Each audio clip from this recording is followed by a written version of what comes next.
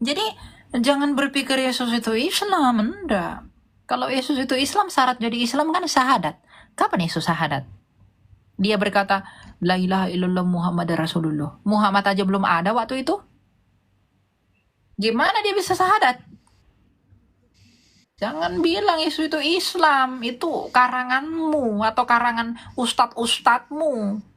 Jadi kalau ustadzmu bilang Yesus itu Islam, aduh ketawa aja. Kapan Yesus syahadat? Muhammad aja baru ada 700 tahun setelah Yesus kok. Silakan Muslim. jam. Iya, Pak, silakan. dengar. Halo. Ya dengar, silakan. Mau tanya apa, Pak? Mau nanya ini. Kamu kan dulu pernah dipanggil acara TV. Kenapa kamu tidak pergi? Siapa acara TV siapa? Ada satu itu Dr. Richard. Apakah mau debat? Saya udah pergi ke Dokter Richard waktu itu kan. Ada, tapi cuma sama Dr. Richard aja. Lalu? Yang mana maksudnya? Ada. Sama Ya, ada. sama pentafsir yang lain Muslim. Oh, sama Donditan. Iya. Ya waktu itu saya udah di luar negeri, jadi nggak bisa datang ke Indo. Kan? Terus kamu antar apa itu orang lain kan? Ya teman saya Metatron, Bang Edwin. Kenapa kamu tidak pergi sana ikut acaranya? Saya lagi di luar negeri Pak, jadi saya nggak bisa pergi. Jadi saya minta perwakilan saya. Kenapa begitu? Ya emang kenapa? Emang nggak bisa? Nggak bisa, kamu sudah umbar-ambir di TV, di YouTube, tiba-tiba kamu kabur. Apa yang saya ombar-ambir? Nggak tahu, apa yang kamu umbar-ambir? Saya kan mengumbar-ambir kebodohan ajaran abad ke-7. Makanya mereka ngamuk lalu demo saya kan. Itu bukan ngamuk, itu cuma ada jawabannya itu. Mana ada nggak ngamuk demo? Anak-anak kok di demo? Kalau nggak ngamuk itu apa Pak? Nggak ada demo. Loh, siapa Nggak bilang? lihat. Loh, yang di Kelapa Gading itu apa? Kelapa Gading, itu bukan kamu. Ya, iya, yang dipasang muka siapa yang dipasang di banner yang di Kelapa Gading di Itu depan cuma AT? yang obses sama itu. Tapi bukan Sama semua. Enggak, muka siapa yang dipasang? Muka saya atau muka Bapak? Muka siapa? Ya, yang di demo di Kelapa Gading itu yang dipasang muka saya atau muka Itu cuma editan Bapak? itu. Editan siapa? Editan suruhan kamu. Nah, inilah kadrun ya. Udah, tidur aja kau kadrun. Semua yang buruk tentang ajaranmu nggak mau kau akui karena kau tahu bahwa itu memang ada dalam ajaranmu. Tapi kau gengsi untuk pindah dan keluar. Kau memilih untuk binasa. Nah itulah yang bernama nizam tadi. Jangan ikuti orang begitu ya. Masa saya menyuruh orang buat demo saya? Stres. Silakan viral. Ya Kak, selamat malam. Silakan Pak, mau tanya apa? Itu tadi yang berhubungan dengan orang sebelah kanan itu, yang disalib itu, dia tetap masuk surga kan Kak? Iya, dia dinyanyikan Firdaus. Tetapi dia katanya ada sebagian orang katanya dia tidak mendapat upah. Itu yang membedakan, benar nggak? Masalah upah atau tidak, yang penting dia di Firdaus. Yesus sendiri yang janjikan. Itu enggak perlu ditafsir lagi tuh. Udah jelas. Masalah dia dapat upah itu enggak penting. Yang penting dia selamat. Dia itu yang selamat, penting. tapi kan kalau misalnya selamat tidak melakukan perbuatan yang baik setelah dia selamat, setelah dia ini, itu kan juga menjadi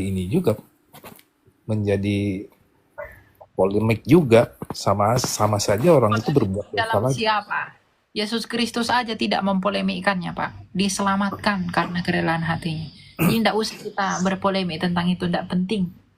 Yesus aja kasih keselamatan buat dia, ngapain kita polemikkan keselamatan dia? Dia udah mengaku kok Kristus adalah rajanya. Jadi Makanya kalau kita nggak ada bedanya dong antara orang baik sama orang yang berbuat dosa kalau begitu. bedanya apa? Bedanya dia punya iman atau enggak? Ya kan kalau orang yang di sebelah kanan itu belum melakukan hal yang baik pada saat itu Siapa waktu bilang dia tidak melakukan hal yang baik? Ketika dia mengaku, bukankah itu perbuatan baik karena dia merendahkan dirinya? Oke, oke. Jadi perbuatan baiknya merendahkan dirinya itu. Oh iya dong. Itu kan pengakuan dia. Pengakuan itu kan bukti perbuatan baik. Karena dia mengaku. Yang di sebelah kirinya aja nggak mau mengaku. Karena dia memang jahat terus. Pengakuan, kerendahan hati. Itu tanda perbuatan baik. Mana ada perbuatan baik tanpa kerendahan hati? Dia mengakui dia lemah. Dia mengakui dia salah. Itu orang baik itu. Bertobat. Itu perbuatan baiknya. Dia mengakui dia bersalah kok. Oke. Itu ya. Lanjut ya. Lanjut. Ya. Oke. Ngapain lagi nih?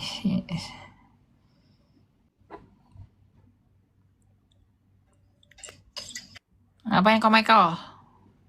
Halo Elia, Kristus Anesti. Yesus Anesti. Pasca. Lanjut. Alitos Anesti. Ya, kita lanjut ya.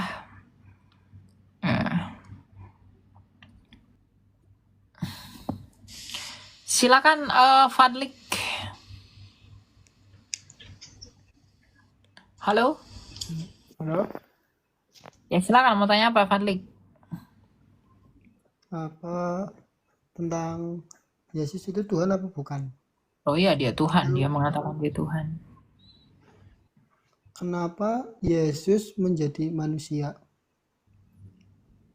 Oh Tuhan mau jadi kedondong pun nggak apa-apa kan Padahal Pak? enggak, maksudnya kan padahal setan kan juga makhluknya Tuhan kan. Tujuan Yesus diturunkan itu apa gitu loh. Tujuan Yesus menjadi manusia untuk menyelamatkan manusia. Kenapa cuma manusia yang diselamatkan? Padahal setan juga makhluk Tuhan kan. Kenapa setan enggak Sekarang saya tanya, diselamatkan? setan itu sifat atau pribadi?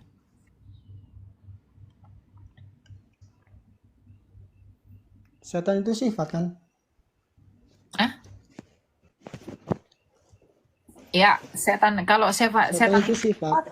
nah sifat jahat bisa nggak diambil oleh Tuhan? Sedangkan dia itu kudus. Nggak bisa kan? Karena di dalam dia tidak ada yang jahat kan?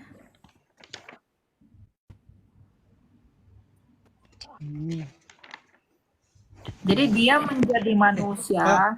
Mau tanya soal ini apa? Yohanes 13 ayat 2.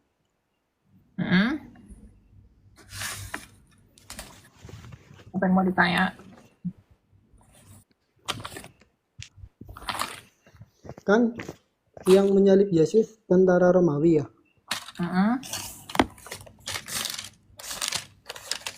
Disuruh sama gubernur Pontius Pilatus.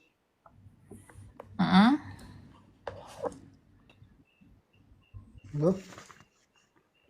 Lalu Nah, Pontius Pilatus dituntut sama imam Yahudi. Imam-imam Yahudi bisa mendapat Yesus karena dari Yudas Iskariot.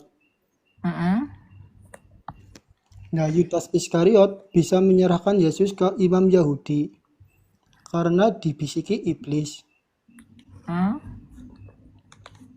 Berarti iblis, Yudas Iskariot, imam Yahudi, gubernur Pontius Pilatus, dan tentara Romawi yang menyebabkan Yesus disalib untuk menebus dosa manusia.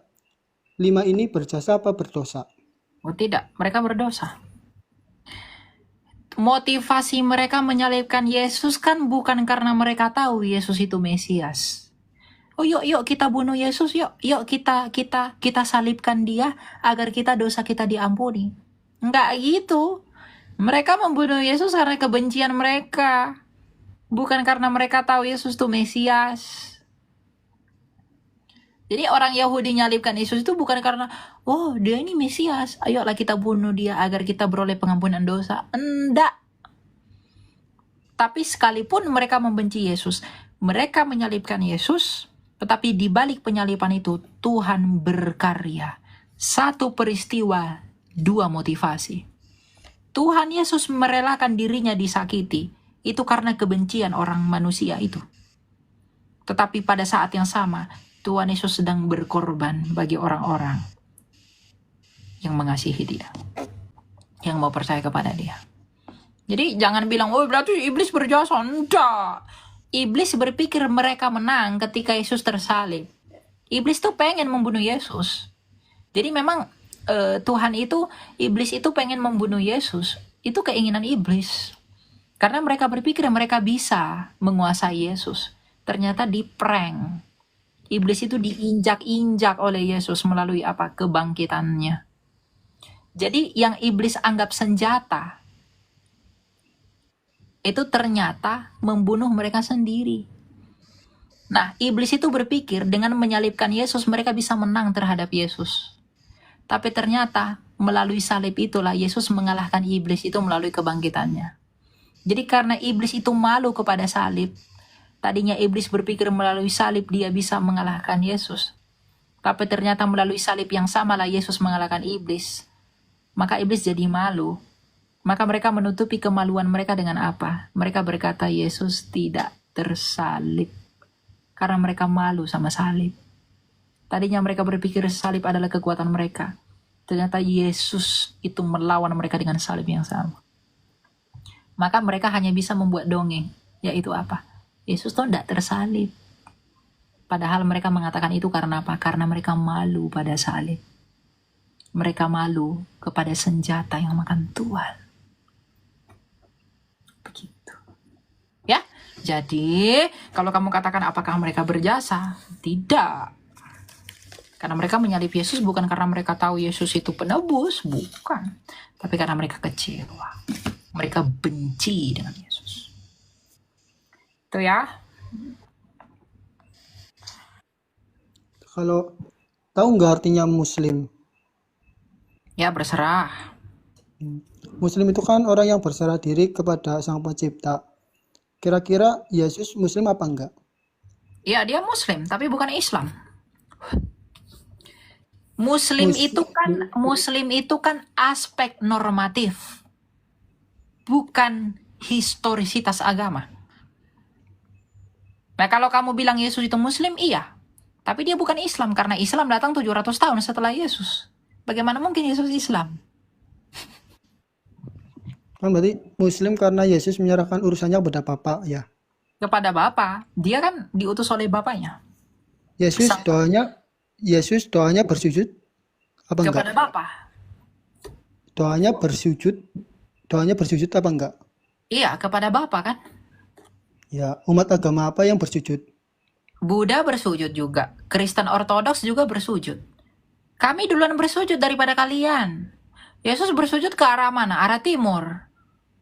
Orang Ortodoks sholatnya kemana? Arah timur. Kalian kemana? Ke barat. Kalian melawan arahnya kami. Jadi jangan berpikir Yesus itu Islam. Enggak. Kalau Yesus itu Islam, syarat jadi Islam kan syahadat. Kapan Yesus syahadat? Dia berkata, La ilaha illallah Muhammad Rasulullah. Muhammad aja belum ada waktu itu. Gimana dia bisa syahadat? Jangan bilang Yesus itu Islam. Itu karanganmu atau karangan ustadz-ustadzmu. Jadi kalau ustadzmu bilang Yesus itu Islam, aduh ketawa aja. Kapan Yesus syahadat? Muhammad aja baru ada 700 tahun setelah Yesus kok. Muslim Yesus makan babi apa enggak? Yesus nggak makan babi. Orang Yahudi, karena orang Yahudi nggak makan babi. Jangan kamu pikir orang Islam doang yang nggak makan babi. Yahudi nggak makan babi. Bahkan Yahudi, Yesus nggak makan udang, Yesus nggak makan belut, Yesus nggak makan apa lagi ya? yang lain-lain deh pokoknya, kelinci dan lain sebagainya, itu Yesus nggak makan karena dia mengikuti Taurat gitu. Kalau kalian masih makan udang kan, masih makan kerang. Yesus puasa apa enggak? Yesus puasa Yesus 40 hari. Ya. Puasa kalian berapa? 30 kan? Nggak tahu saya itu mengikuti siapa. Umat yang beragama apa yang sunat?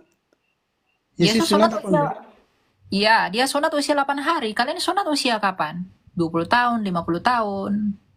Udah Berarti tua. laki-laki Kristen umur 8 tahun sunat.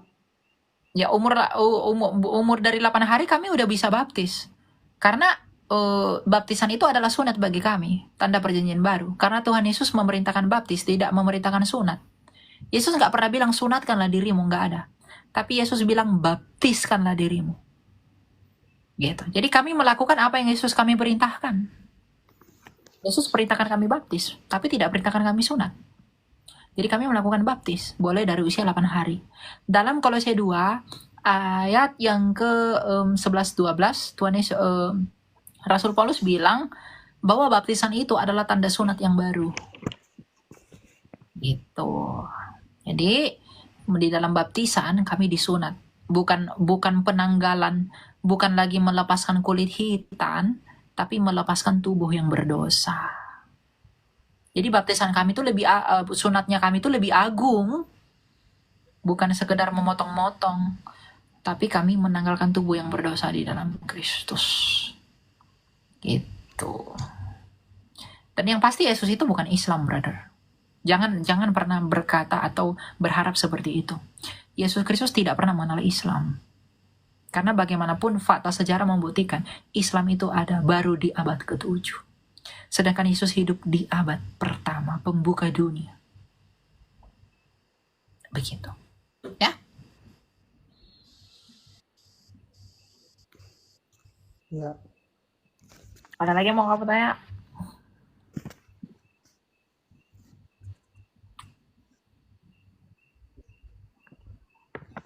Oke, itu ya. Kita lanjut ya.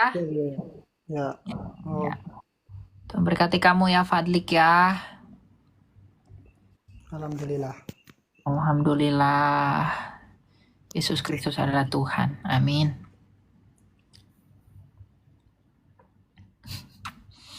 Oke, kita lanjut ya.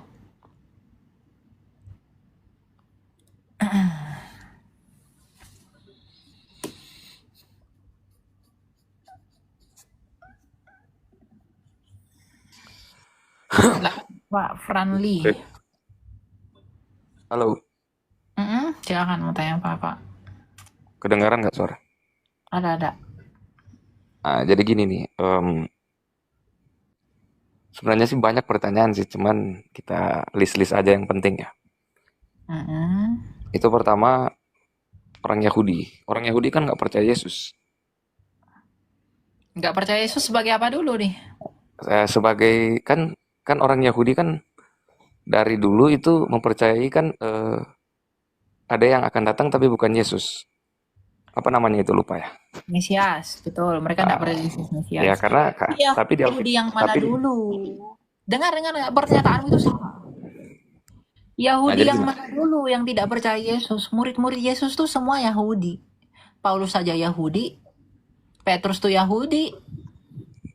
Iya, tapi sebagian besar sekarang orang Israel kan nggak percaya Yesus. Nah, makanya kamu bilangnya Yahudi rabinik dong. Oh Yahudi ya udah, Mesias oke. percaya Yesus. Oke. Nah, jadi kan bangsa Yahudi itu kan bangsa pilihan Allah.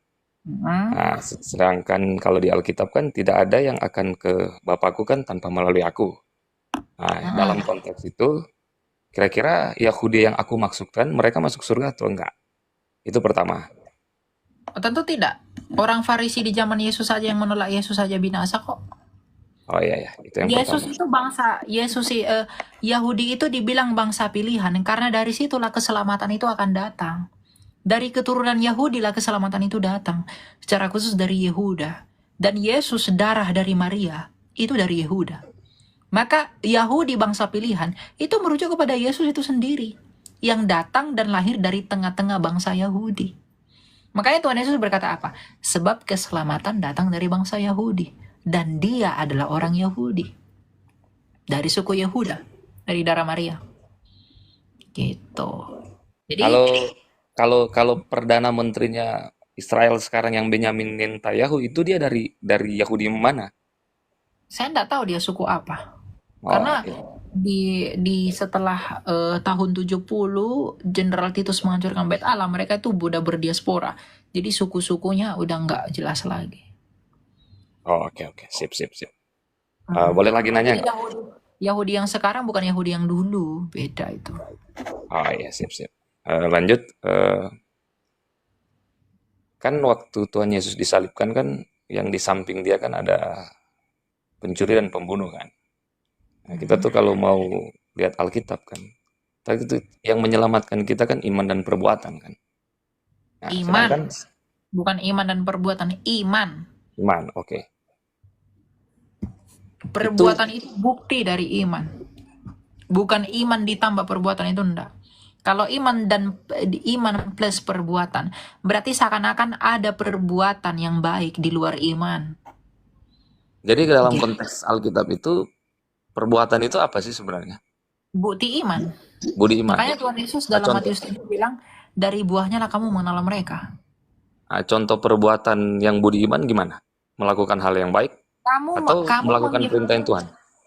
Kamu mengimani Yesus itu adalah kasih. Tapi Iya, kalau oke. kamu tidak punya kasih, berarti kamu tidak punya iman. Oke, Kamu aku ngerti. Aku Kamu ngerti kan bilang kalau iman. kamu dengar dulu. Oke. Kamu bilang kamu sembuh, tapi kalau kamu tidak bisa jalan kaki, artinya kamu bohong. Kamu nggak sembuh. Oke. Aku Jadi kalau mengerti. kamu mengaku beriman, tapi tidak ada perbuatan baik atas dari apa yang kamu imani itu, berarti kamu tidak beriman. Makanya dikatakan iman tanpa perbuatan itu mati. Artinya ya iman itu nggak ada. Gitu. Maksudnya gini, kalau iman kan iman itu kan mempercayai sesuatu yang orang nggak pernah lihat tapi orang yakini kan. Benar nggak? Torang itu apa? Torang itu. Kita. Aku orang Manado loh. Makanya Oh, iya. logatnya agak. Kita maksudnya gimana tadi? Maksudnya kita kan, kita itu definisi aku tuh, iman itu kan mempercayai sesuatu yang kita tuh nggak pernah lihat itu, tapi kita percaya, kita mengimani kan. Mhm. Iya kan? Nah, sedangkan perbuatan itu definisinya kan berbuat. Ada kita yang berbuat, misalkan aku baik ke orang kan, ya tuh mengasihi orang. Nah, dalam hal ini, pada waktu Tuhan Yesus disalib, itu kan si pembunuh apa pencuri ya, yang Tuhan kan langsung bilang engkau bersama aku di Firdaus. Sedangkan dia hidupnya itu kan nggak berbuat baik, tapi dia percaya aja ke Tuhan. Terus Tuhan bilang kan dia saat ini juga kau bersama aku di Firdaus. Jadi menurut pandangan saya, kita hanya percaya aja, mengimani. Perbuatan nggak usah lah. Oh, kau sesat kok jadinya begitu. Perbuatan itu bukti dari iman. Ketika dia mengatakan bahwa ingatlah akan aku ya Yesus ketika engkau kembali dalam kerajaanmu. Dia itu beriman kan? Oke. Tapi pada saat yang sama dia melakukan perbuatan enggak? Yaitu deklarasi iman. Oke.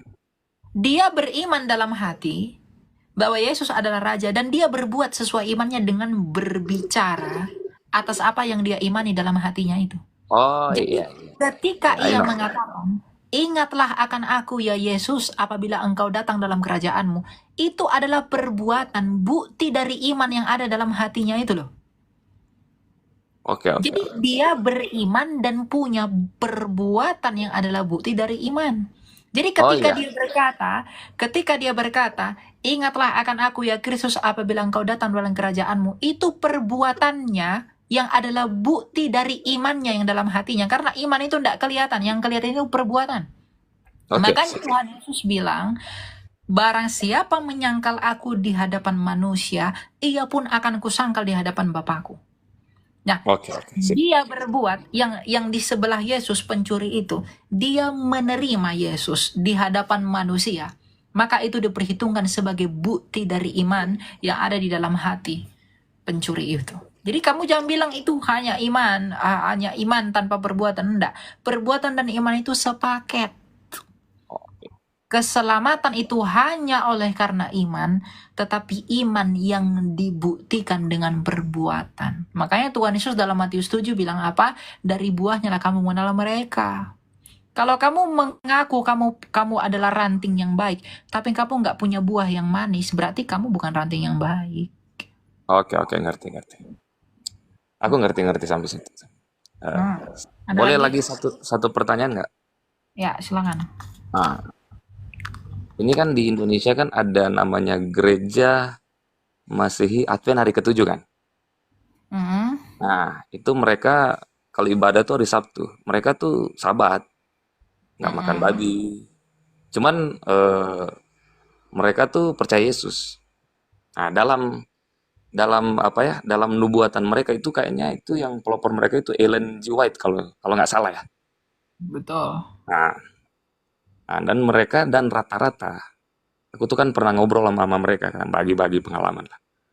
Kok kayaknya mereka anti banget dengan Katolik. Iya. Menurut nubuatan Kan mereka. orang-orang mereka itu yang buat nubuatan bahwa paus itu antikristus kan. Yes. Dan mereka bisa buktikan tanda-tanda paus itu angka Romawinya, dan mereka bisa buktikan itu adalah 666. Nah, kita sharing aja lah Kak ya. Ya. Aku tuh dari dulu ya, aku tuh gini ya, kepercayaan aku itu tuh gereja manapun kalau masih menyembah Yesus, aku di situ tuh. Mau cara ibadahnya seperti apa, di mana ada Yesus pasti di situ, aku di situ.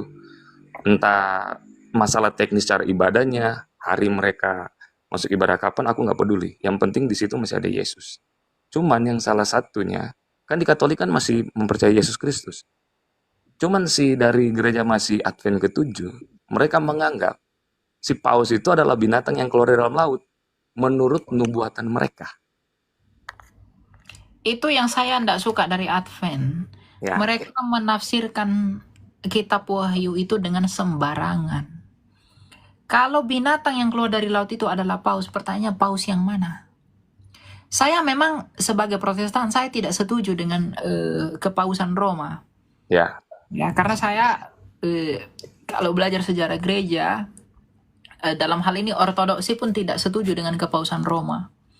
Tetapi jangan terlalu lancang mengatakan paus itu antikristus. Yes. Nah, mereka mencocok-cocokkan, menyimbol-nyimbolkan itu secara harafiah, sedangkan di kitab Wahyu itu simbolik.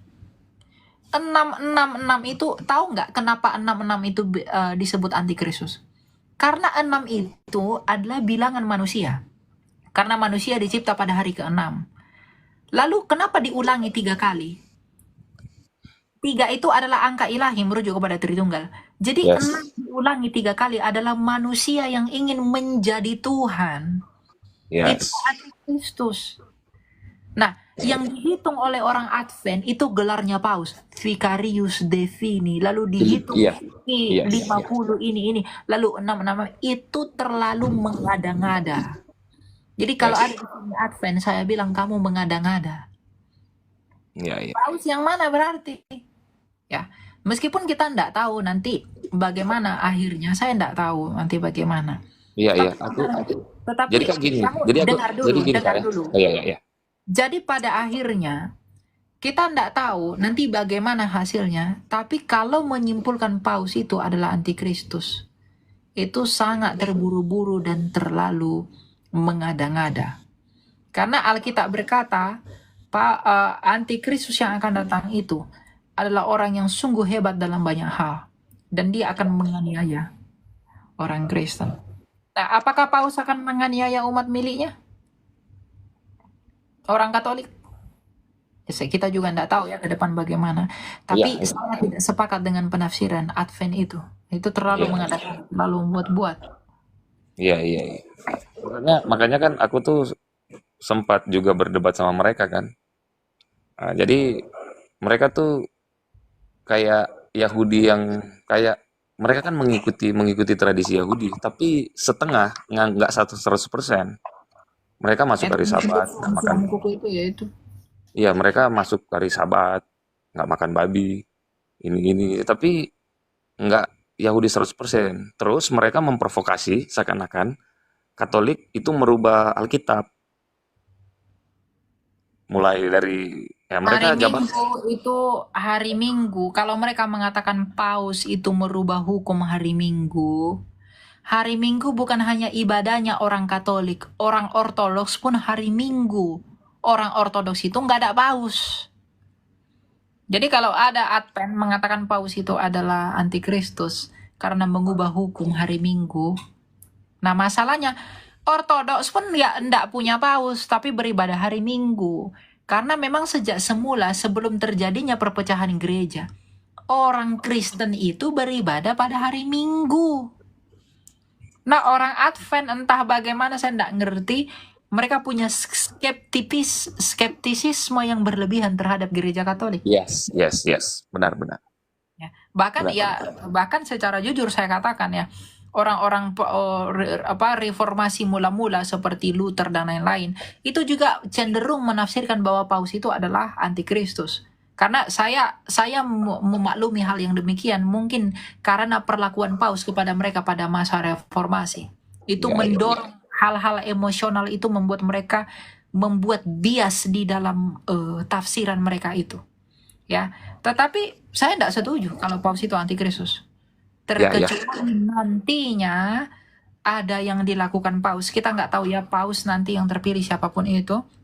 Kalau dia melakukan sesuatu yang menganiaya semua orang Kristen milik Allah dan merubah semua ideologi kekristenan, bisa jadi tapi belum pasti. Kalau itu terjadi, kalau dia merubah ideologi kekristenan lalu menganiaya orang-orang di luar mereka, bisa jadi itu benar. Tetapi ya kita nggak tahu juga ke depan bagaimana. Tapi sampai sekarang saya nggak percaya dengan tuduhan Advent ya, beberapa oknum Advent ya yang mengatakan paus itu antikristus. Saya nggak setuju itu. Iya. Dan Kak, kok Advent ini doktrinnya lebih ke mereka kan doktrinnya kan lebih ke perjanjian lama kan. Mereka tuh perjanjian lama lah. Cuman siapa sih Ellen G. White ini siapa sih? Kok Nggak jadi tahu juga inspirasi siapa. banget mereka tuh Ellen G. White ini. Latar belakangnya siapa sih Ge? Ellen Z. White itu adalah perempuan dari Amerika yang mereka anggap sebagai nabi. Saya pun baru tahu ada nabi perempuan. Ya mereka lah yang mengangkat itu nabinya Advent. Ya. Jadi Advent tuh memuja-muja tuh si Ellen tuh. Ellen. Jadi ya saya memang enggak terlalu demen dengan teorinya Advent. Karena terlalu terburu-buru mengada-ngada. Lalu dari mereka itu saya enggak tahu ada golongan dari mereka memprediksi kapan datangnya Tuhan Yesus. Padahal Alkitab udah jelas bilang hari itu tidak ada yang tahu. Tapi ngapain kau usahakan untuk tahu hari itu? Gitu. Ya? Ya. Oke. Atau lagi mau kau tanya? Tentang apalah?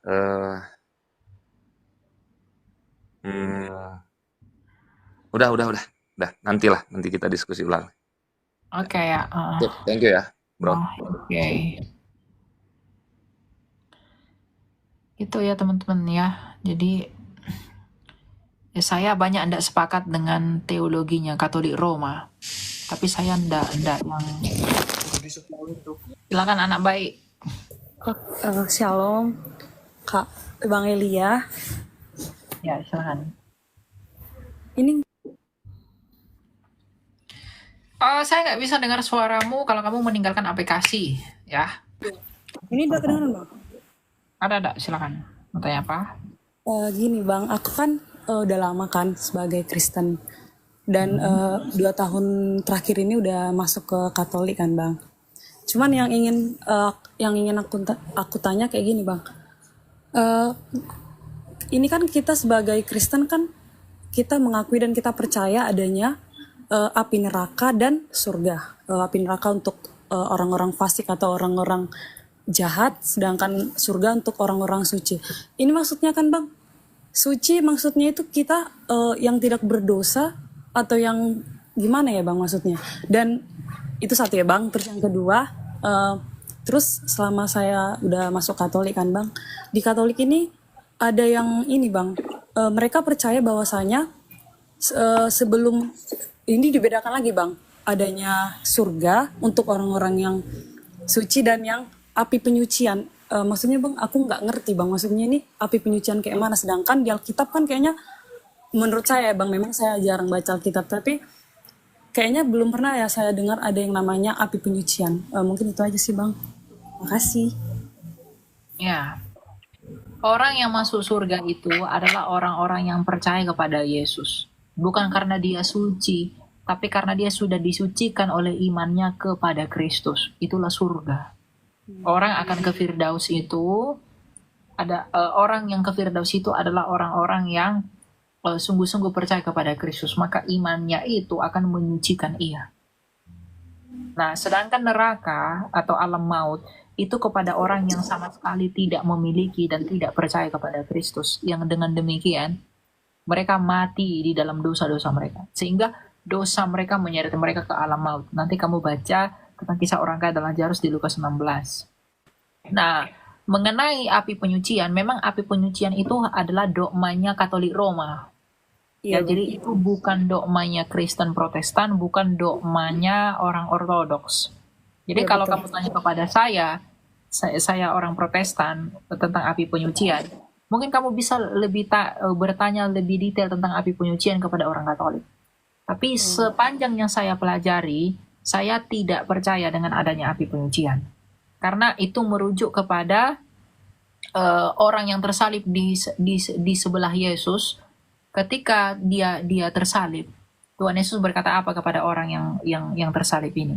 Pada hari ini juga engkau bersama-sama dengan aku di Firdaus. Artinya, menurut ayat itu, orang yang tersalib itu tidak melalui api penyucian, tapi langsung pergi ke Firdaus oleh karena imannya kepada Kristus. Ya, sekali lagi saya mengatakan ketidaksetujuan ini Iya, bukan berarti saya menghasut kamu untuk membenci Iya, Bang. gereja Katolik. Iya betul. Tetapi kamu perlu belajar apa yang mendasari gereja Katolik melahirkan dogma api penyucian. Karena itu di gereja Ortodoks tidak ada, yang sama-sama gereja mula-mula dan build up lagi di Protestan. Gitu. Jadi kalau kamu di Katolik ya kamu tanya kepada Romo, kepada katekismu tentang api penyucian. Ya, Tapi izin Bang, tapi memang menurut Abang sendiri tuh ada di Alkitab nggak ya Bang? Anda ada. Nggak ada ya? Heeh. Soalnya ya betul. Oke Bang. Makasih ya Bang. Ya, Ya. lanjut ya.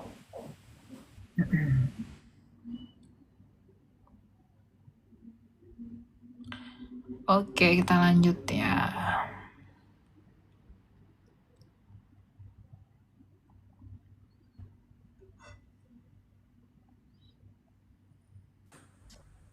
Silakan Wijaya. Selamat malam. Halo Kak, selamat malam. Malam. Mau nanya ini, kalau Kristen itu, Kristen Satanik itu emang ada ya? Tidak ada Kristen satanik. Ya, satanik itu bukan Kristen, brother. Kristen itu artinya dari kata Yunani Kristianos, artinya pengikut Kristus. Itu artinya Kristen. Kalau satanik itu ya pengikut setan. Mana ada yang pengikut Kristus adalah pengikut setan? Itu tidak ada itu.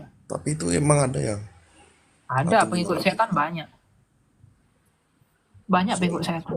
Soalnya saya lihat di stand up-nya Bang Mongol itu memang ada sampai saat ini. Ya, emang banyak. Orang yang menolak Kristus itu pasti mengikuti yang di luar Kristus. Yang di luar Kristus lawannya Kristus kan. Lawannya Kristus apa? Hantu kan, setan. Iya, betul. Tuh. Itu ya. Oke, Kak. Terima kasih. Salam kenal dari IKN. IKN. IKN tuh apa IKN tuh? Ibu Kota Nusantara. Oh, oke. Salam Ibu Kota Nusantara. Salam, Kak. Salam. Ibu Kota Nusantara. Itu udah sah nggak sih jadi ibu kota? Udah tahu lagi aku. Kalau mesianik itu ya masih lumayan lah ya. Dengan Putra. Shalom Kak, shalom. Salam. Silakan mau tanya apa? Oke Kak, ini saya kan mau nanya. Tunggu ya Kau Kak. lagi di mana? Kok agak bising gitu? Kau lagi di mana kah? Seperti ada suara air jatuh. Lagi di kos Kak. Soalnya hujan. Hujan, oke. Tanya apa? Gini Kak, kenapa tuh saya kan saya juga Kristen Kak, cuman saya sih masih agak bingung dengan kenapa kita sebagai Kristen itu percaya kepada Allah Tritunggal gitu. Boleh dijelaskan? Iya, saya masih agak bingung sih Kak. Oke. Iya. Saya mute dulu ya, agak berisik. Nah, mengapa kita mempercayai Allah Tritunggal? Satu hal yang kalian harus pahami, ya 2.800 orang di sini. Tritunggal itu tidak berbicara tentang berapa Allah, tapi berbicara tentang bagaimana Allah. Allah Tritunggal itu tidak berbicara tentang jumlahnya Tuhan, tapi berbicara tentang seperti apa Tuhan itu.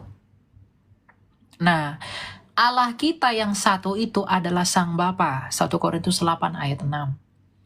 Nah, Sang Bapa ini di dalam dirinya dia memiliki firman, yang oleh firman itu dia menciptakan segala sesuatu. Itulah Yesus. Dan selain memiliki firman di dalam dirinya, dia memiliki roh, yang oleh roh itu dia menghidupi segala sesuatu. Itulah Roh Kudus, Ayub 33 ayat 4. Jadi Bapa, firmannya sendiri, dan rohnya sendiri. Itulah Tritunggal. Kalau Bapa adalah Allah, maka firmannya Bapa dan rohnya Bapa pastilah Allah. Tapi apakah ada 3 Allah? Tidak, hanya ada 1 Allah. Kalau tubuh saya manusia, maka firman saya dan roh saya pastilah manusia. Tapi apakah ada 3 manusia? Tidak. Tubuh saya manusia, firman saya manusia, roh saya manusia. Tapi apakah ada 3 manusia? Tidak. Hanya ada 1 manusia.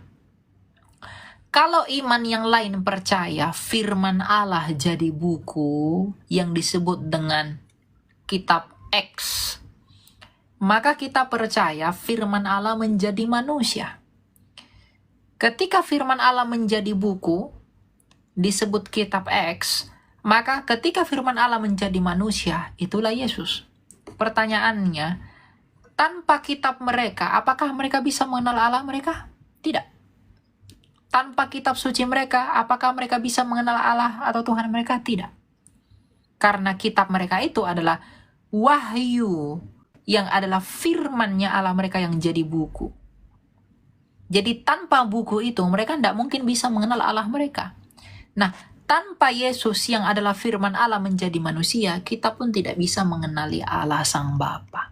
Makanya Tuhan Yesus dalam Yohanes 14:6 berkata, tak seorang pun yang dapat datang kepada Bapa kalau tidak melalui aku. Ya. Jadi kalau mereka percaya firman Allah jadi buku, disebut kitab, kita percaya kepada firman Allah jadi manusia, itulah Yesus. Nah, firman Allah ini sebelum jadi buku, sebelum jadi manusia, adanya di mana? Di dalam Allah kan? Kalau dia di dalam Allah, berarti dia satu kesatuan dengan Allah itu sendiri kan? Tapi bukan berarti ada 3 Allah. Hanya ada 2, hanya ada 1 Allah. Gitu. Ya, jadi kamu nggak mungkin bisa mengenal Allah Bapa tanpa mengenali Yesus yang adalah firman-Nya sendiri yang jadi manusia. Sama seperti teman-teman muslim misalnya. Mereka tidak bisa mengenali Allah mereka tanpa Al-Quran. Al-Quran itu apa? Firman Allah yang jadi buku. Mereka bisa nggak mengenal Allah mereka tanpa Al-Quran? Karena nggak bisa. Karena Al-Quran adalah wahyu yang diberikan kepada mereka agar mereka bisa mengenal Allah mereka. Nah, kita pun, kita tidak bisa mengenal Allah Bapa tanpa firman Allah yang jadi manusia, yaitu Yesus. Jadi tanpa Yesus, kita nggak bisa mengenal Allah itu. Karena Yesus adalah firman-Nya Allah. Jadi kalau mereka mengenali Allah mereka, mengenali Allah mereka dengan firman Allah yang jadi buku, maka kita mengenali Bapa kita melalui firman-Nya yang jadi manusia. Bedanya mereka jadi buku, kita jadi manusia. Gitu. Ya. Jadi mengapa kita percaya kepada Allah Tritunggal? Karena Allah itu adalah Allah yang hidup. Allah yang memiliki firman dan mampu mencipta oleh firman, dan Allah yang menghidupkan oleh rohnya. Jadi Bapa yang mencipta dengan firman-Nya, Allah yang menghidupkan dengan rohnya. Itulah Allah Tritunggal itu. Kita nggak pernah percaya 3 Tuhan. Di Konsili Nikea tahun 325, 400 tahun sebelum Islam datang di tanah Arab, iman kita sudah di dalam konsili udah mengatakan aku percaya kepada satu Allah. Jadi kalau ada orang lain memfitnah kita menyembah 3 Tuhan, mereka memilih untuk tidak belajar. Mereka memilih untuk diam di dalam kebodohan mereka. Kenapa? Karena memang Allah itu memang satu. Firman Allah menjadi manusia. Kenapa kita menyembah Yesus? Karena Yesus adalah firman Allah. Firman Allah yang menjadi manusia. Firman Allah adalah Allah. Sekarang saya tanya, firman saya, apakah saya? Yang kamu dengar di telingamu adalah firman saya yang jadi suara. Kalau saya menghina kamu, putra, lalu kamu laporkan saya ke polisi. Ya, saya mengatakan, oh putra, katakanlah kamu itu nakal, begitu. Lalu kamu laporkan saya ke polisi. Ya, yang ditangkap saya atau suara saya, putra. Halo? Halo? Tidak ada dia. Jadi kalau saya menghina kamu, kalau saya mengejek kamu, jangan di-mute, jangan di-mute. Jadi tidak interaktif ini. Tuh. Kamu ngerti nggak yang saya jelasin tadi? Iya kak, iya kak. Nah, kalau misalnya saya menghina kamu, lalu saya mengatakan putra kamu itu nakal, lalu kamu tidak terima, kamu laporkan saya ke polisi.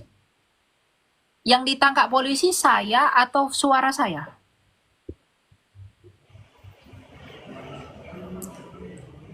Hah? Kalau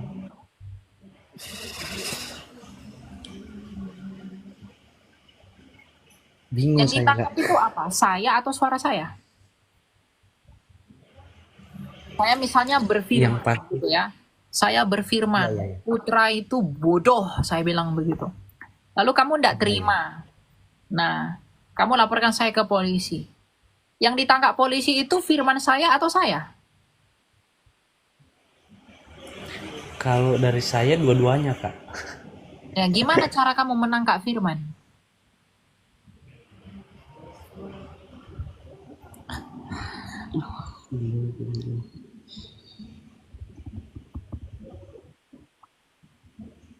Yang ditangkap itu ya saya, karena firman saya adalah saya. Gitu loh. Oh, Paham iya. nggak? Paham nggak sih? Paham nggak sih kamu? Paham. Iya. Nah, gimana? paham. Coba jelasin. Kalau paham gimana?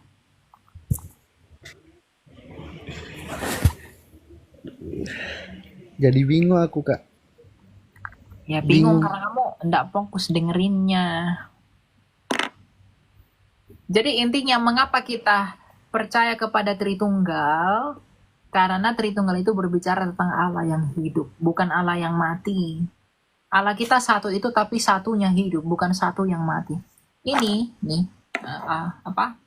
Ini satu juga nih. Ini satu. Tapi apakah ini Allah? Ini satu yang mati, bukan satu yang hidup. Nah, Allah kita itu adalah satu yang hidup. Allah Sang Bapa yang memiliki firman dan roh. Oleh firman dia mencipta, oleh roh dia menghidupkan. Itulah Allah yang hidup. Gitu. Itu ya. Jadi saya harap kamu mengerti. Ya, memang kalau dari ya saya tidak tahu ya. Kalau dari sebelah yang tanya itu agak susah mengerti. Saya udah menjelaskan dengan bahasa saya yang sederhana. Cuma kalau belum mengerti, ya kalau dia mau belajar sih silakan. Ya. Memang susah ya. Silakan. Shalom. Ya, shalom. Suaranya kedengeran kan? Ada dong. Silakan. Saya mau tanya, bisa jelasin nggak arti dari suam-suam kuku dimuntahkan pada ayat Wahyu 3 ayat 16? Ya. Wahyu ayat 3 ayat 16 itu teguran kepada jemaat di Laodikia ya. Betul? Betul. Ya, Laodikia. Nah, suam-suam kuku di sana itu apa? Hatinya setengah. Mau semangat sama Tuhan, tapi nggak loyo juga. Mau loyo tapi nggak juga gitu loh. Jadi mereka itu kayak nggak semangat melakukan pekerjaan Tuhan, nggak semangat melayani Tuhan gitu loh. Jadi ada kayak semangat tapi nggak semangat, kayak lesu tapi nggak lesu, suam-suam kuku itu maksudnya. Jadi yang suam-suam kuku itu akan dimuntahkan oleh Tuhan. Imannya itu loh, suam-suam kuku. Jadi kadang ragu, kadang percaya, kadang nggak percaya, nah gitu deh. Suam-suam. Ya, terima kasih penjelasannya Kak. Tuhan memberkati. Ya, oke ya, Tuhan berkati. Suara si Acel inilah menggoda sekali. Kita lanjutkan ya. Silakan Mr. Purba. Selamat malam. Diki sabar dulu ya. Shalom Bro Elia. Ya, silakan Pak, mau tanya apa? Mau tanya, menurut Bro Elia, Melkisedek itu siapa? Melkisedek adalah Yesus sebelum inkarnasi menjadi manusia. Kristofani, penampakan Kristus. Satu lagi boleh Bro Elia? Ayatnya di Ibrani 6:7 ya. Nanti kan Bapak baca. Iya. Menurut Bro Elia, umur bumi ini sekarang udah berapa ya? Ya, saya tidak tahu umur bumi berapa. Kalau mengikuti kalender diterjemahkan secara literal kurang lebih 10.000 tahun. Tetapi kalau mengikuti penafsiran kata yom, itu tidak berarti 1 hari 24 jam, maka bumi ini bisa miliaran tahun. Jadi tergantung kita pahamnya kreasionis atau evolusionis. Gitu. Jadi dari sudut pandang apa Pak yang mau dilihat? Yang pertama sih lebih cocok sih. Ya itu urusan Bapak lah. Saya enggak permasalahkan itu. Mau kreasionis, mau evolution. Tapi saya lebih cenderung kepada evolusionis, tetapi tidak mempercayai evolusi. Tetapi evolusionis mempercayai kepada umur bumi, kata studi, kata yom. Itu yang berarti periode yang panjang itu loh. Iya Bro.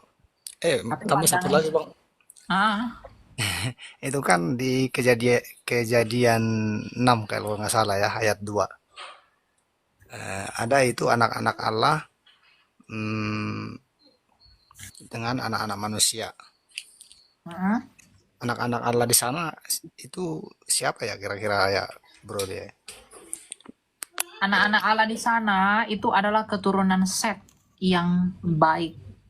Sedangkan anak-anak manusia di sana adalah keturunan Kain yang berdosa. Jadi ketika anak-anak Allah ini kawin campur dengan anak-anak manusia yang berdosa ini, maka lahirlah orang-orang yang jatuh ke dalam dosa. Orang-orang yang jatuh dalam bahasa Ibrani disebut nafal. Maka karena mereka banyak, maka bentuknya jamak disebut dengan Nephilim. Jadi anak-anak Allah di sana keturunan Set yang saleh, anak-anak manusia di sana adalah keturunan Kain yang kotor. Iya, setuju Bro Elia. Terima kasih banyak, penjelasannya sangat keren, bagus, luar biasa. Tuhan Yesus memberkati ya Bro Elia ya.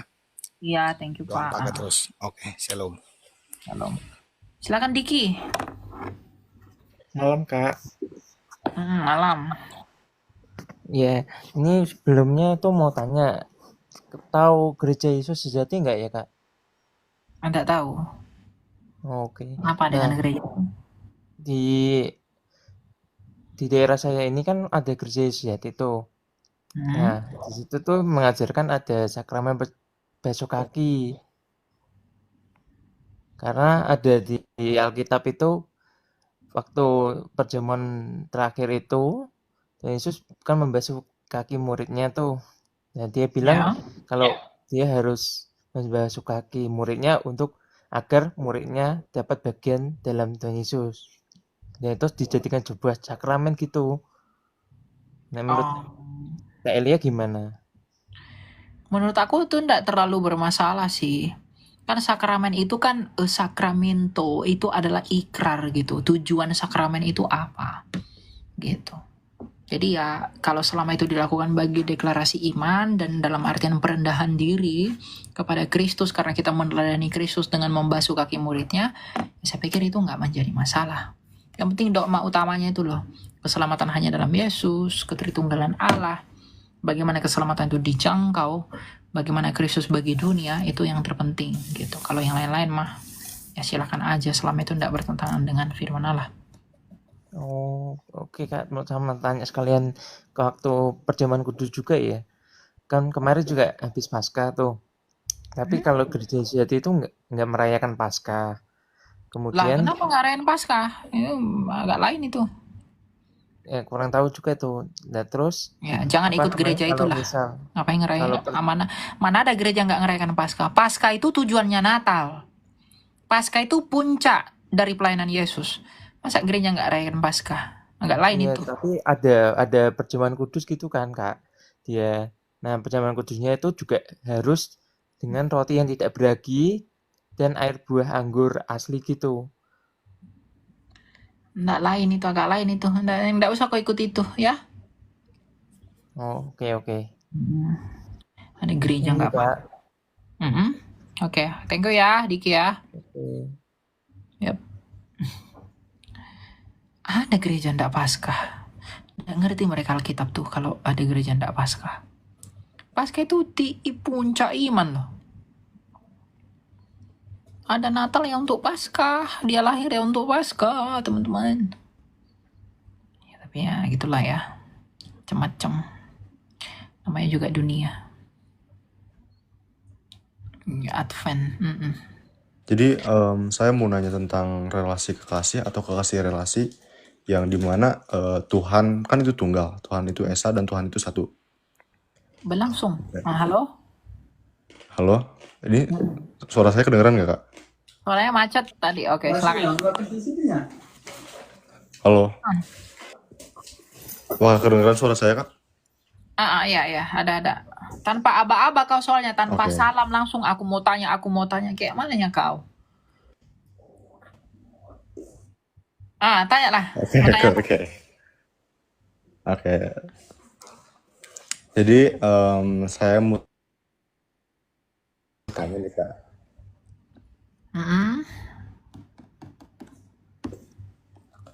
Ten-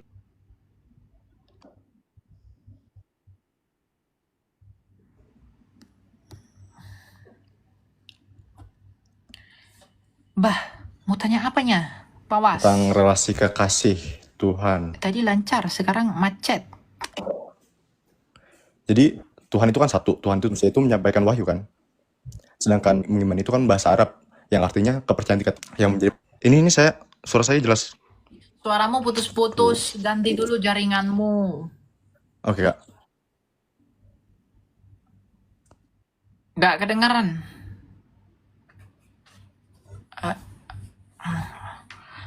Perbaiki dulu jaringanmu, perbaiki.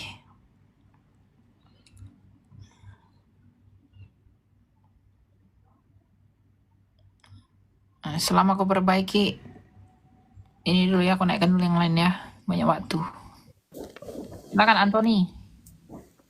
Salam Kak. Ya, salam, silakan. Saya mau tanya sedikit. Ini kemarin kan saya lihat di kota kita ada pawai, kayak pawai Paskah begitu, kemenangan Paskah. Terus ada kayak musik dari mobil-mobil gitu yang pawai dengan lagu rohani, tapi yang DJ ada kayak suara yang lagu rohani tapi yang sudah pakai DJ gitu ya, jadi goyang-goyang itu bagaimana menurut Kak Elia dalam masa kemenangan Kristus yang telah bangkit ini? Ya, Kristus telah bangkit ya, jangan ber-DJ lah. Kristus telah bangkit, kita harus bersukacita, tapi dengan sukacita yang kudus. Jangan sukacita yang DJ. Ngapain ber-DJ begitu? Kristus memang harus dirayakan. Ya, Paskah itu perayaannya perayaan yang luar biasa. Yang sukacitanya itu luar biasa. Tapi jangan jadi buat orang tersandung. Oh, kekristenan itu berarti sama dong dengan ajaran dunia ini. Nah, nanti orang bilang begitu kalau pasang DJ. Ya, itu menyandung kan? Itu jadi enggak salah sepenuhnya, tapi kalau boleh itu dihindari, dengan demikian kamu berbuat baik gitu loh. Ya? Oke, baik. Terima kasih Kak Elia. Oke, ya. Dan berkat. Kayak mana yang mau ber-DJ merayakan Paskah? Rusak kali lah nanti ya kan? Oh, berarti Kristen tuh agama DJ, apalagi kamu hidup di negara seperti ini, di mana fitnah itu selalu lebih kejam.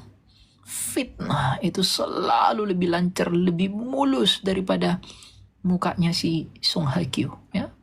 Mulus sekali. Diedit-edit dan lain sebagainya. Jadi kalau bisa cegahlah orang untuk tersandung. Silakan Roni. Shalom Kak. Ya, silakan mau tanya apa Roni? Aku nanya nih. Kan Katolik, Kristen, dan agama Protestan dan agama-agama sukunya itu kan menyembah Yesus. Betul. Kenapa ya kalau ibarat nih kita orang tua ya, ibaratnya aku Katolik mau menikah sama Protestan, itu kenapa sering terjadi kurang salah paham, maksudnya nggak setuju gitu, padahal kan masih Yesus disembah. Menurut kakak gimana? Ya itu kalau nggak setuju itu karena mungkin takut nggak akan sefrekuensi dengan keluarga dan lain sebagainya. Tapi bagi saya itu nggak masalah. Mau kamu jadi Katolik, kamu jadi Protestan, mau jadi Ortodoks, kamu di dalam Kristus itu nggak masalah. Itu orang tua kan ya punya khawatiran kalau nggak segereja dengan kita nanti dia akan menjauh dan lain sebagainya, itu ya pasti ada. Tapi bagaimanapun poinnya itu tetap sama. Ya tanyakanlah kepada orang tua apa alasannya tidak diizinkan dan lain sebagainya. Tapi buat saya itu sama. Itu ya. Itu ya Roni ya. Oke Kak. Itu aja tadi, terima kasih banyak Kak. Jaringanmu pun ini agak bermasalah. Gitu.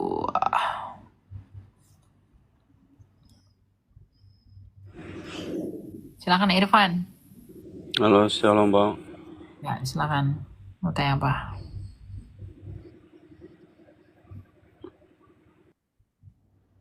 Tanya apa, Pak? Buset, ada 23. Ini Pak mau menanyakan yang apa arti orang yang berdosa itu? Apa arti orang berdosa? Silakanlah Michael, jawablah Michael. Apa arti orang berdosa, Michael? Apa arti orang berdosa? Ya intinya dosa itu kan dari bahasa itu ya, hamartia. Hamartia itu artinya keluar dari jalur gitu loh. Ketika seperti anak panah yang keluar dari jalurnya. Nah, ketika kita tidak sesuai dengan kehendak yang ditetapkan oleh Allah, kita menentang, ya itulah dosa. Sesimpel itu sih. Makanya Adam jatuh dari kekekalan karena dia berdosa. Karena dia keluar dari jalur yang sudah ditetapkan oleh Allah. Gitu aja. Ya. Itu ya, Pak. Oke Pak, makasih Bang. Oke, jadi jangan Ya lu aja, gue mau parkun. dalam dosa. Oh ya, oke lah. Aku udah mau udahan soalnya besok satu lagi lah ya. Atau berapa lagi lah. Cobalah ya. Soalnya besok aku mau isi acara. Kedengaran nggak? Silakan Andrew. Suaranya kedengaran nggak? Ada, silakan. Untuk penjelasan tentang pengakuan dosa di 1 Yohanes 2 ayat 12, Pak. 1 Yohanes 2 ayat. Apa yang mau ditanya? 1 Yohanes 2 ayat 12. Kemarin dengar untuk Tuhan Yesus kan telah mengampuni dosa kita.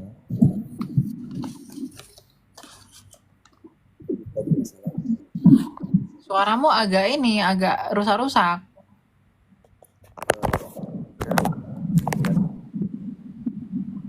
Sama aja.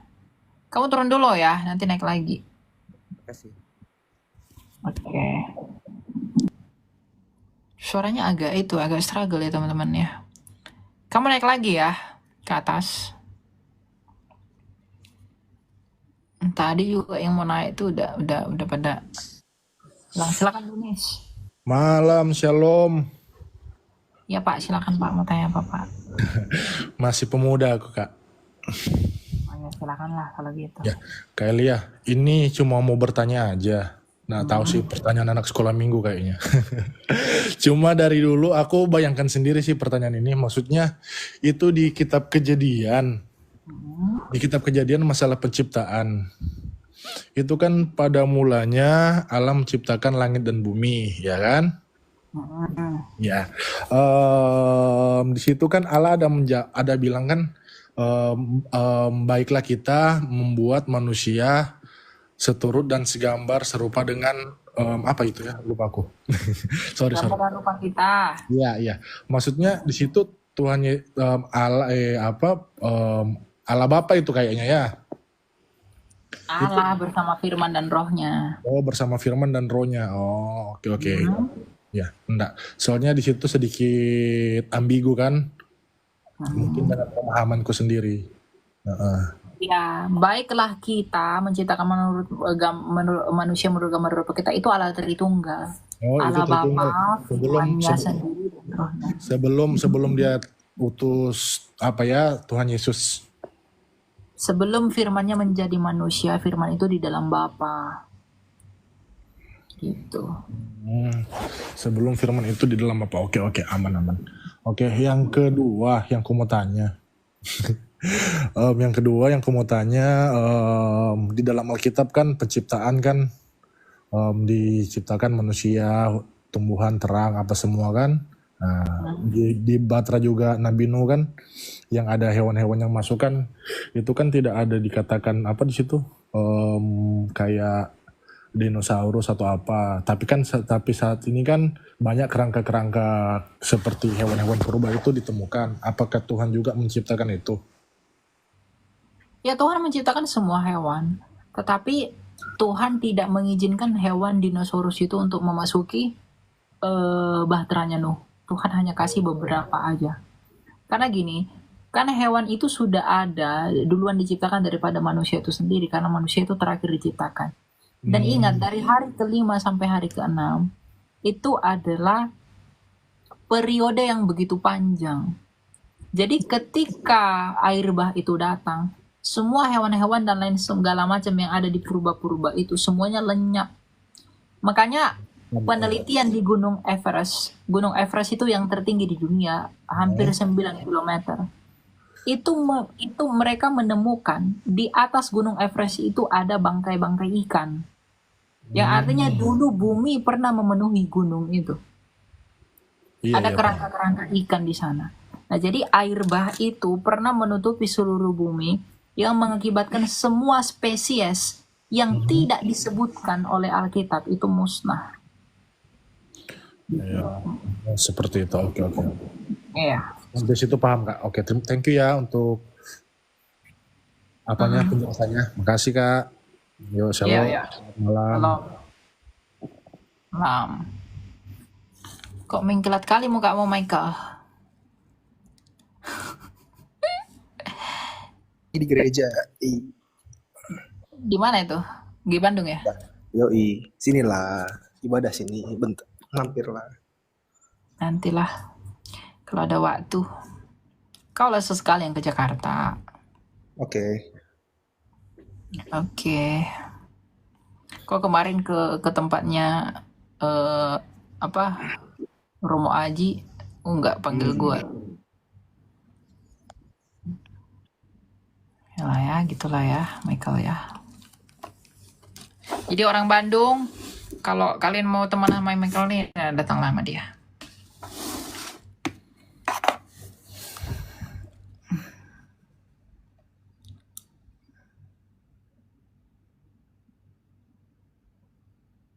Oke. Tapi si Michael ini teman-teman, orang yang sombong ya. Soalnya dia orang yang orang besar dia nih. Silakan Hadrian. Halo, salam Kak Elia. Ya, salam, silakan. Jadi di Baik, sini apa? saya kan mungkin ilmu tentang agama saya belum terlalu jauh. Nah, jadi saya mau bertanya, firman Allah kan diutus ke dunia atau Yesus Kristus itu sekitar 400 tahunan sebelum Masehi. Apakah dulu Yesus pernah datang 400 ke tahun dunia sebelum Masehi. sebelumnya? Bentar. Firman Allah diutus. Empat. Gimana tadi bahasa? Ulang dulu. Firman Allah itu kan Yesus Kristus itu sendiri kan. Betul. Nah, apakah benar dia itu memang diutus atau ke dunia sekitar tahun 400 tahun sebelum Masehi? Tahun 4 sebelum Masehi Ya, dia datang 4 sebelum Masehi, sorry. kau ini. Nah, lanjut. Nah, apakah dulu Yesus itu memang pernah ada sebelum itu? Maksudnya udah datang ke dunia sebelum itu? Ya, terus pertanyaanmu apa? Nah, pertanyaannya itu kan banyak nih para nabi yang sudah ada di dunia sebelum Yesus atau firman itu ke dunia. Pertanyaannya, apakah para nabi itu dulu memang orang-orang pilihan Allah atau gimana? Kok mereka bisa tahu atau berani memberitakan ajaran tentang Allah Sang Juru Selamat yang kekal? Sedangkan Yesus dulu belum datang ke dunia. Jadi para nabi-nabi bisa percaya itu tentang Allah Sang Juru Selamat umat manusia? Oke ya. Nah, kita baca Ibrani 1. Padahal kita di rumah. Kalau saya, ya. Ada Alkitab di situ untuk Islam. Ada Alkitab, ada. Elia, gue dari awal baptis udah 4 tahun nggak pernah lo gue punya Alkitab. Mau kau belikan Alkitab? Dong. Hah? Serius kau Michael? Iyalah, gua dari HP aja sih. Soalnya Nanti gue belikan Alkitab ya. boleh. Oke. Ya, nanti ku chat ya. Ada beberapa orang yang minta Alkitab sama aku, kau nggak pernah minta, Michael. Ntar ya, kita buka ya Ibrani ya. Lu mau Alkitab yang biasa atau yang ada Deutro-nya? Deutro. Oke, nanti aku pesankan. Ibrani 1 ya. Nih, siapanya namamu? Hadrian. Ya. Ibrani 1 ya. Nih, dengar. Setelah pada zaman dahulu Allah berulang kali dan dengan berbagai cara berbicara kepada nenek moyang kita dengan perantaraan para nabi, pada zaman akhir ini Ia berbicara kepada kita dengan perantaraan anaknya yang telah Ia tetapkan sebagai ahli waris segala sesuatu. Melalui Dia Allah telah menjadikan alam semesta. Jadi memang di masa perjanjian lama firman Allah itu belum menjadi manusia. Firman Allah itu hanya menampakkan dirinya. Ketika dia menampakkan dirinya kepada Musa, kepada Abraham, kepada Hagar, dan lain sebagainya. Ya, nah, dan Tuhan itu memberi perintahnya melalui para nabi. Jadi Allah itu berbicara selalu melalui para nabi. Nubuatan tentang Mesias, perintah-perintah dalam hukum Taurat, itu semuanya Tuhan berikan melalui para nabi. Tapi di zaman akhir ini, di tahun 4 sebelum Masehi tadi, Ia tidak lagi berbicara kepada para nabi, tetapi Ia sendiri yang datang ke dunia melalui firman-Nya, anaknya yang tunggal, untuk datang ke dunia ini. Makanya setelah Yesus nggak butuh nabi lagi kita. Jadi kalau ada yang bilang kita masih butuh nabi penyempurna lah apa segala macam, enggak berguna itu buat saya kita. udah percaya itu sih. Setelah Yesus datang ke dunia, mungkin emang tidak ada lagi yang namanya nabi-nabi lagi. Betul dan benar sekali. Yesus datang ke dunia itu kan memang udah kayak final gitu ya, bahwa Jadi memang mengapa Allah berbicara di akhir zaman ini melalui Yesus Kristus sendiri? Karena Allah mau menyatakan karya puncaknya. Oh iya. Ya. Oke, paham Kak Elia. Terima kasih ya jawabannya. Oke, makasih ya. Ya, Ya. Amin. Oke teman-teman, tidak terasa kita udah hampir 2 jam, 2 jam 11 menit ya. Saya berterima kasih kepada Tuhan Allah kita Tritunggal dan kepada Tuhan kita Yesus Kristus yang sangat mengasihi kita dan bermurah hati atas kesempatan dan pengampunannya dan kasih karunia yang berlimpah. Biarlah Tuhan yang selalu menguatkan kita dalam iman. Ingat bahwa Kristus adalah Tuhan dan Raja kita dan juga Allah kita. Muliakanlah Dia dalam segala sesuatu yang kita lakukan dalam hidup. Anak muda, jangan tinggalkan Kristus. Jangan miliki apapun yang lebih berharga daripada Kristus karena memang tidak ada. Ya, tujuan kamu adalah untuk hidup, maka datang dan percayalah kepada Kristus yang telah hidup. Di luar Dia, kamu tidak bisa berbuat apa-apa sebagaimana yang disabdakan oleh Tuhan kita. Di luar aku, kamu tidak dapat berbuat apa-apa. Kristus itulah kekayaan kamu. Itulah hartamu yang terbesar karena dia adalah harta yang terpendam yang tidak dilirik oleh dunia. Tapi bagi orang yang mendekatkan diri kepada Allah, yang mencari hikmat Allah, dia pasti memperolehnya di dalam Kristus. Ingat, tidak peduli kamu orang kaya, tidak peduli kamu orang miskin, kau anak polisi, kau anak pejabat, pada akhirnya kamu semua akan mati dan saya pun akan mati. Hanya satu yang dapat menolong, Yesus Kristus dari Nazaret. Banggakanlah Dia, pujilah Dia, muliakanlah Dia, sembahlah Dia di dalam hal yang benar. Melalui perbuatan hidup kita harus meninggalkan dosa. Saya adalah orang yang pernah hidup dalam dosa, dan di dalam Kristus kita harus meninggalkan itu semua demi kehidupan yang akan Dia nyatakan kelak. Kamu juga demikian. Michael, ada kata penutup Michael? Silakan Michael. Di dalam Kristus, karena seperti kata Tuhan Yesus, akulah jalan dan kebenaran dan hidup, tidak ada seorang pun yang dapat sampai kepada Bapa kalau tidak melalui aku. Jadi jangan pernah tinggalkan Kristus demi keselamatan kamu semua. Oke? Thank you. Oke. Thank you Michael. Thank you. Tuhan memberkati kita semua. Nanti aku chat ya Michael ya setelah ini. Ya, oke. Oke, ya.